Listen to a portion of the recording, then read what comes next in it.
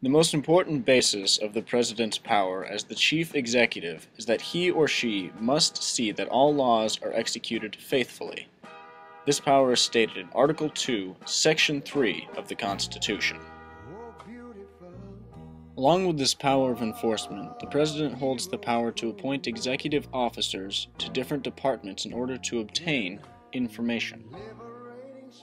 By having all of the heads of these departments report to the President, the Constitution focuses the legal responsibility on the President. There are some limitations as to how much power the President holds in this arena. What I mean is that if the President wants to appoint somebody to a certain office, let's say Bob, so we got the President here, and the President wants to appoint Bob to a certain office or position, the Senate can come in and say, no, we do not approve of this. Sorry.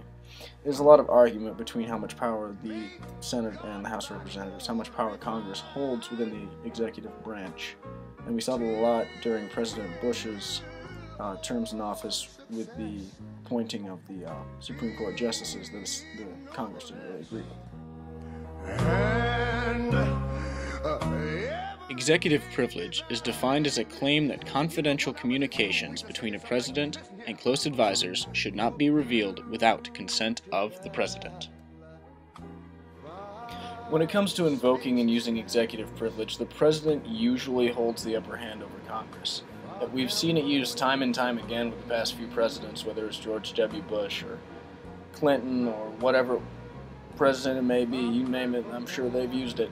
They use it to get certain things that they really want to happen, or they use it in, like in the case of George W. Bush, in a case of national security after the 9/11 attacks, where he suspended all flights and you had all that stuff going on. But the president generally holds the upper hand, at least most of the time. In the court case United States v. Nixon, the court ordered Nixon to turn over tapes that had recordings of suspicious and illegal activity. Although Nixon had claimed executive privilege, the court still ruled against him. This case recognized for the first time the validity of executive privilege, although it did not apply in this case. The President has two constitutional powers that are described in the Constitution. The first is that the President must inform Congress on the State of the Union from time to time, via the State of the Union address that we get every year. The second power is that of the veto. So there are four routes that a bill can take when it's trying to get through Congress and the President. And the first is just a straight-up veto. So this is how it played out. Mr. President, we got this bill for you. I don't like it. Get rid of it. I veto. What happens with this is the President outright rejects the bill, although he does have to have reasoning for doing so. This sends the bill back to Congress and it can only be overridden by a 2/3 majority in both houses. The second route is for the President to simply sign the bill. Hey, Mr. President, we got this bill for you. All right, seems good to me. And then he signs the bill into law.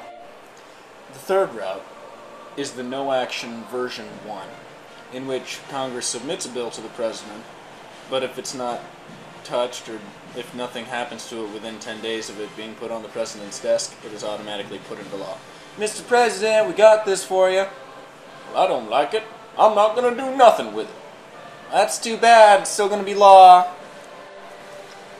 The fourth route is the no-action version 2. This is the pocket veto. In this case, Congress does not have the option of overriding the veto, but must reintroduce the bill in the next session. This can happen when the President is presented a bill during the last 10 days of a legislative session. Mr. President, we got this bill for you. Well, guys, we're just going to have to wait, because I'm not going to deal with it right now. We're going on vacation.